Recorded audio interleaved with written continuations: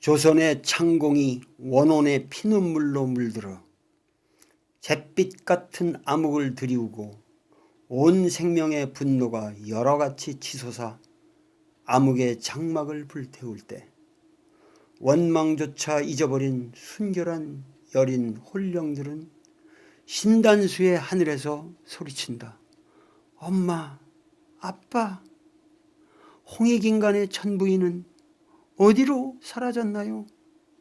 1950년 6월 25일 국민 전체의 안위를 책임지고 있었던 이승만은 새벽부터 전쟁 발발의 소식을 듣고 우선 자기 혼자 도망갈 생각부터 했다. 26일 아침 8시 신성모 국방장관이 방송에 나와 국군이 인민군을 물리치고 북진 중에 있다는 담화를 발표한다. 그런데 27일 새벽부터 비상국무회의가 열렸지만 이승만은 회의에 참석조차 하지 않았고 열차편으로 이미 몰래 서울을 빠져나가고 있었다. 그는 대전 도피에 관해 강요는 물론 국회의원 하물며 육군본부에까지도 알리지 않았다. 그런데 이승만은 대전에 도착하자마자 곧 특별 담화를 녹음한다. 27일 오후 9시부터 서울중앙방송국에서 전파를 타고 전 국민에게 전달되었다. 우리 국군이 용감하게 적을 물리치고 있습니다. 국민과 공무원은 정보 발표를 믿고 동요하지 마십시오. 나 대통령 본인도 서울을 떠나지 않고 국민과 함께 서울을 지키고 있습니다. 생 거짓말이었다. 이날 정은국 장교의 말만 믿은 모윤숙은 밤늦게까지 가두 선전 방송을 하고 다녔다. 이승만의 파렴치한 만행은 여기서 끝나지 않는다. 28일 새벽 2시 30분 아무 예고도 없이 한강대교를 폭파시켜버렸다. 사전 통보나 통제가 없었기에 50대 이상의 차량이 물에 빠지고 그 다리를 건너가던 시민 500여 명이 폭사하였다. 군사 전략적으로 볼 때도 이것은 터무니없는 실수였다. 서부 전선에 배치되었던 우리 국군이 퇴로를 차단당하고 와해 희생된 것이다. 이승만은 7월 1일 대전에서 또다시 도망갈 때에도 목포로 가서 부산으로 배를 타고 갔다. 경부가도가 이미 위험하다는 판단 때문이었다. 이승만은 전 서울 시민을 서울에 가두어 놓고 자기 혼자만 살 생각을 했다. 그리고 9.28 서울 수복을 했을 때 서울에 남아 고생한 무시민들을 부역했다고 죽이고 고문하고 연좌제로 묶어놓았다. 우리는 이러한 이승만을 성스러운 통치자로 모시는 기나긴 정치사적 이념의 굴레에서 한치도 벗어나지 못하고 있다. 내가 지금 여기서 말하는 것은 움직일 수 없는 사실이다. 역사의 비극적 상황이란 모든 함수가 최악의 길을 재촉하도록 협동을 한 필연 우연의 사태이기 때문에 그 인과를 단선적으로 분석하는 것은 사태의 해결이나 반성에 크게 도움을 주지 않는다. 그러나 수많은 인과 계열 중에서도 움직일 수 없는 명백한 사실들이 있다. 우선 배에 관하여 정확한 구조적 지식을 가지고 있으며 끝까지 남아서 승객의 안위를 책임지어야 할 선박직 승무원 15명 전원이 먼저 탈출하여 쌩쌩하게 살아있다는 사실이다. 그리고 가장 비극적인 사실은 이준석 선장과 1등 항해사가 탈출하면서도 학생들에게 동요하지 말고 객실 속에서 제자리를 지킬 것을 명령하였고 그것을 계속 강요하였다는 가슴 아픈 일련의 사태에 내재한다. 모든 비극은 이 하나의 움직일 수 없는 명백한 사실로부터 연역되는 것이다. 인간은 이기적 동물이다. 위기 상황에 누구든지 나 먼저 살고 보자는 본능적 움직임은 충분히 이해될 수 있는 것이다. 그런데 이승만과 이준석의 경우 도덕적 양심을 우는치 않더라도 이러한 생존 본능의 논리조차 적용될 수가 없다. 왜냐하면 이승만의 서울 탈출이나 이준석의 세월호 탈출은 전혀 시민 승객의 탈출과 충돌을 일으키는 사태가 아니었기 때문이다. 이승만은 서울을 빠져나오면서도 서울 시민들에게 탈출을 권고할 수 있었고, 이준석은 세월호를 빠져나오면서도 승객들에게 같이 탈출하자는 얘기를 할 수 있었다. 아니, 해야만 했다.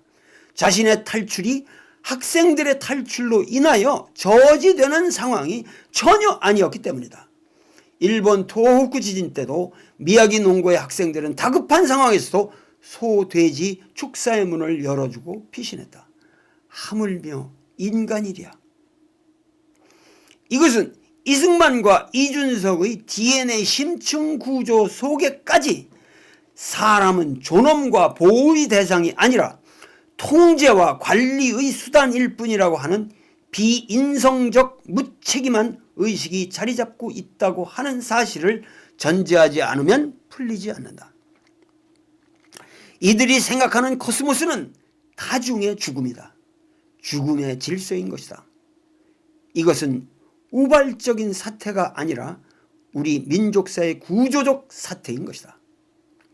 임진왜란이 일어났을 때도 선조는 대책 없이 먼저 도망을 쳤다. 사실 왜군은 이순신에게 해로를 차단당해 보급이 끊겼기 때문에 식량이 없었고 지쳐 있었다. 서울은 한강으로 둘러싸인 천혜의 요새다. 그리고 당시 서울에는 화약이 27,000근이나 저장되어 있었다. 한강의 대형 수송배들과 지형을 활용하고 강북 강변에 군사를 배치하여 대처했더라면 왜군의 도강을 쉽사리 막을 수 있었다. 그러나 선조는 가마를 메어줄 사람도 없어 우중의 말을 타고 쫄쫄이 비 맞고 굶으면서 북상에 북상을 거듭했다. 그러면서 이승만처럼 자기가 건넌 임진 강변의 건물과 배는 다 태워버렸다. 한번 생각해보라. 그가 의주까지 도망갈 때 그의 말을 이끌었던 말단 관리 리마와 임난을 승리로 이끈 불세출의 영웅 이순신 장군의 두 사람의 공헌을 평가할 때 누굴 더 높게 평점했을까? 외란이 끝나고 전체 훈공을 평가하는 자리에서 선조는 이순신이 일적추의 목도 베지 못했고 일적진도 함락시키지 못했다고 쌩 거짓말을 하면서 외란을 토평한 것은 오로지 자기가 의주에서 요청하여 온 천병 덕분이라고 말한다. 선조의 의식 속에서는 이순신이나 외적과 피 흘리며 싸운 의병들보다 자기 말머리꾼이 더 위대한 것이다.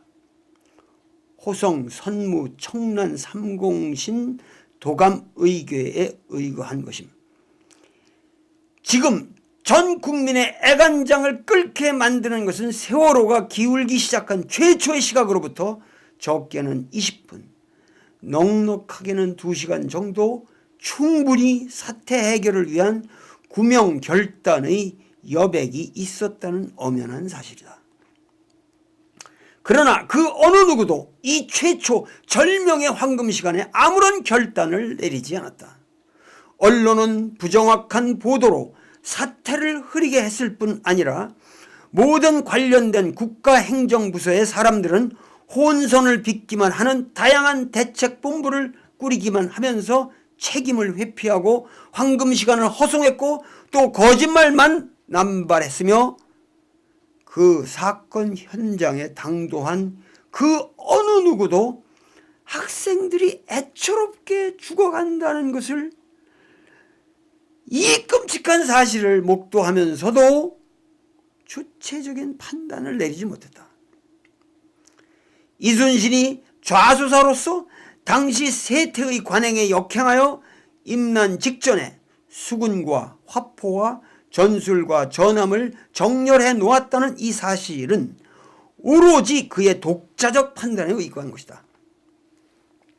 이러한 이순신에게 선조는 원균의 모함을 빌미로 종족죄를 씌워 서울로 끌어올리자마자 심한 고문을 가했다.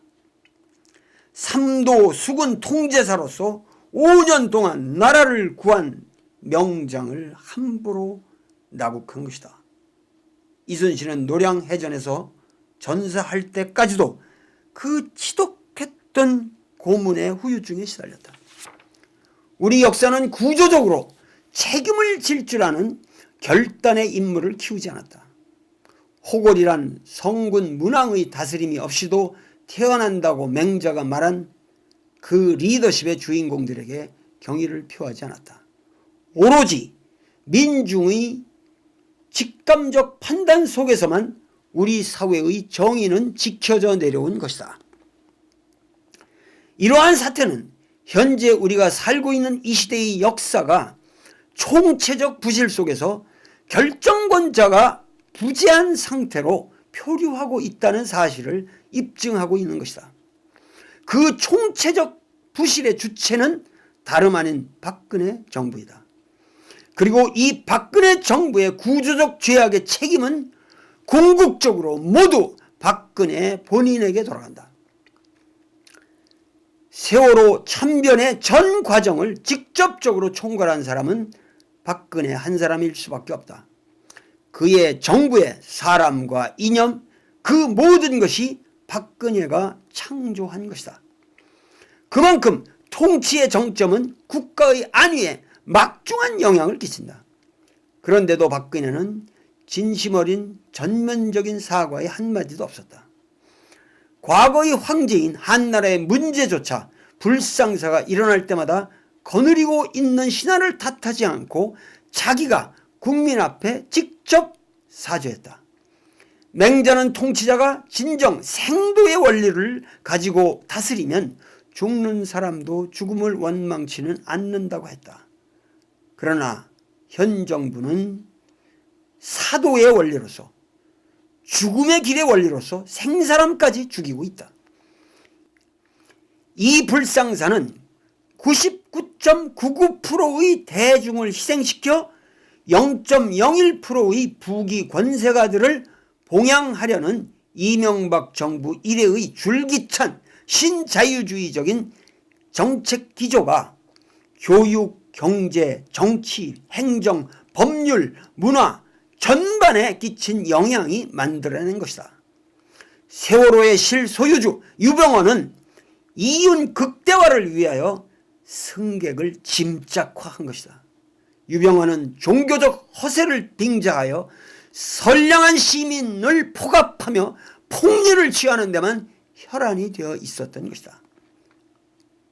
이 사회의 주류 언론들이 이 기회에 박근혜 대통령이 책임 소재가 있는 모든 행정조직, 또 세모, 청해진과 같은 음흉한 범죄기관을 발본색원해야 한다고 과격한 주장을 펴지만 이것은 사태의 본질적 해결이 아니다.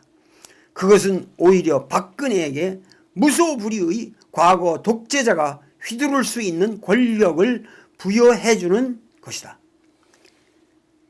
박근혜와 그 주변의 사람들은 이러한 사태를 활용하여 도덕적 제스처의 칼자루를 휘두르기만 하면 목전의 선거에서 승리를 구가할 수 있다는 계산을 즐기고 있을지도 모른다. 광렬적 선교사 김선일 사건 때 박근혜는 국가가 국민의 생명과 안전을 보호하지 못한다면 그건 국가가 아니며 국민 한 사람을 못 지켜낸 그러한 정부에 대하여 근본적인 회의를 갖게 되었다는 논조의 말을 한 적이 있다. 나 돌은 선포한다. 박근혜 그대의 대통령 자격이야말로 근본적인 회의의 대상이다. 그대가 설사 대통령의 직책을 맡고 있다 할지라도 그것은 본질적으로 허명이다. 그대의 대통령이라는 명분은 오로지 선거라는 합법적 절차에 의하여 정당화되는 것인데 그 정당화의 법률적 근거인 선거 자체가 불법 선거였다는 것은 이미 명백한 사실로서 만천하에 공개된 것이다. 이 땅의 종교 지도자들이 이미 그대에게 대통령 사직의 권고를 한 바 있다. 트위터상에 올라오는 어린 학생들의 문구를 보라. 그 속에 이 시대의 진실을 말해주는 항변의 언사들이 많다. 국민들이여, 더 이상 애도만 하지 말라. 의기소침하여 경건한 몸가짐에만 머물지 말라. 국민들이여, 분노하라. 거리로 뛰쳐나와라. 정의로운 발언을 서슴지 말라. 박근혜여, 그대가 진실로 이 시대의 민족 지도자가 되기를 원한다면 대통령직에서 물러나는 것이 정도일 것이다. 그러나 그것이 차마 여의치 못하다고 한다면 정책의 근원적인 기조를 바꾸고 거국적 내각을 새롭게 구성하여 그대의 허명화된 카리스마를 축소하고 개방적 권력 형태를 만들며 주변의 어리석은 유신 잔당들을 척결해야 한다. 그들은 통치 능력이 부재한 과거의 유물이라는 사실이 이미 명백하게 드러났다. 그대의 양신은 민족이다. 부자만 옹호하는 현 정부의 가치관이 빚어낸 부패와 무능, 협잡과 유착의 고리들이 우리 사회를 휘덮어 악취를 풍기고 있다. 대통령의 사과는 언변이나 몸짓, 슬픔을 가장하는 표정이 아니다. 그것은 사회의 시스템과 가치관을 근원적으로 변혁하는 것이다. 정치란 다양한 요소들이 합생하여 새로움을 창출하는 과정이다. 그대는 결코 우리 사회의 새로운 기폭을 창조하지 못했다. 규제를 왜 푸는가? 그대의 규제 풀음은 가진 자를 위한 것이다. 그대가 풀어야 할 규제는 사상 통제의 규제이며 언론의 규제이다. 유통을 장악하고 골목 상권까지 독점하는 모든 대자본에 대하여 규제를 강화하라. 중소자영업자들의 생활세계를 보호하라. 이것이야말로 민중의 갈망이다. 언론을 바로 세워라. 그대는 국가 개조를 말했다. 그러나 그대가 중심이 된 국가 개조는 악순환만 초래한다.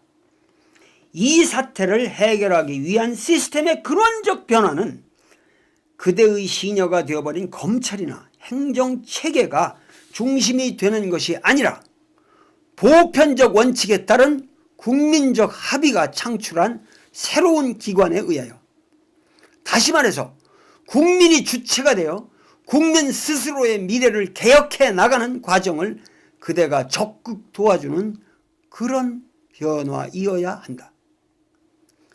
동무 이재만은 말했다. 투연진릉 이상의 대환이 없고 호연 낙선 이상의 대약이 없다. 맹자는 호선하는 것 하나만으로도 천하를 다스리기에 넉넉함이 있다 했다. 호선이란 낭문고원이다. 쓴 말을 듣기를 사랑한다는 뜻이다. 마지막 순간까지 서로를 애타게 챙겨주며 질서를 지킨 단원의 학생들, 그들을 보호하며 목숨을 던진 선생님들, 선박직이 아닌 헌신적 승무원들, 그리고 책임을 통감하고 팽목항 소나무에 목을 메어 시신을 찾지 못하는 녀석들과 함께 처승에서도 선생을 할까? 라는 유서를 남기고 선비답게 자결하신 강민규 교감님. 우리는 이들의 모습 속에서 우리 민족의 도덕성을 발견할 줄 알아야 한다. 민족 구원의 빗줄기는 있다. 세월호 희생자 302명은 살아있다.